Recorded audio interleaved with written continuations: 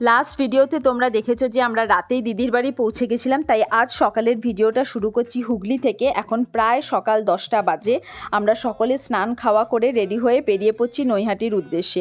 এবারে এনজিপি যাচ্ছি আমি, মা, বাবা, ন্যানো আর অনিমেষ। লাস্ট কয়েক বছর ছোট বড় যে কোনো ট্রিপে দিদিরা আমাদের সাথে গেছে, এবারে বিশেষ কিছু কারণবশত ওরা যেতে পারছে না, তাই একটু হলেও আমাদের মন খারাপ। কি আর করা যাবে, যাই এবারে এই কজনই ঘুরে আসি। হুগলি থেকে নৈহাটি যাওয়ার দুটো উপায় আছে। হুগলিঘাট স্টেশন থেকে ট্রেন ধরে যাওয়া যায় বা ফেরি পার হয়ে যাওয়া যায় চুঁচুড়া ফেরিঘাট থেকে। তো আমরা টোটো ধরে চুঁচুড়া ফেরিঘাটই চলে এসেছিলাম, কারণ ফেরি করে যাওয়াই সবথেকে সুবিধাজনক। তারপর নৈহাটি ফেরিঘাটে পৌঁছে ওখান থেকে রিক্সা করে 10 মিনিটের রাস্তা নৈহাটি স্টেশন। খুব সহজেই পৌঁছে গেছিলাম, প্রায় 1 ঘন্টা আগেই আমরা নৈহাটি স্টেশন পৌঁছে গেছিলাম। আর সত্যি কথা বলতে এই গরমে ওই সময়টা কাটাতে ভীষণ কষ্ট হচ্ছিল।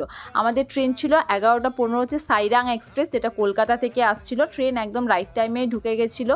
তারপর আমরা কোনো রকমে ঠেলাঠেলি করে, কারণ বেশ ভালোই ভিড় ছিল, ট্রেনে চেপে পড়লাম। এসিতে চেপে তারপরে একটু শান্তি, বাবারে ধরে প্রাণ এলো। আমাদের একটা সিট ছিল সাইড লোয়ারে, মানে আপারটা ছিল তো লোয়ারে দিনের বেলাটা বসতে পড়েছিলাম। তো ন্যানো আর আমি ওটাতে বসেই অনেকটা সময় কাটাচ্ছিলাম।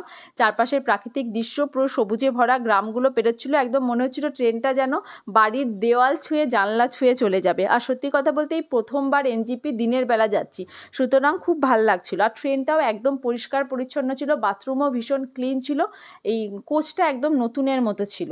বেশ ভালো লাগলো ট্রেনটা। আর প্রায় 3টে নাগাদ ফারাক্কা ব্রিজ পার হলো। ন্যানো তো ঘুমায়নি, একটুও ঘুমায়নি, বদমাশি করছিল, তো সেই সুযোগে আমাদের ফারাক্কা ব্রিজ দেখারও সৌভাগ্য হয়ে গেছিলো। বাকি সারাটা দিন আমরা গল্প গুজব করে, সাথে প্রচুর খাবার দাবার নিয়ে গেছিলাম, সেই সব খেয়ে দিয়েই আমাদের কেটে গেল। তবে হ্যাঁ, এই ট্রেনটাতেও প্রচুর খাবার দাবার উঠছিল।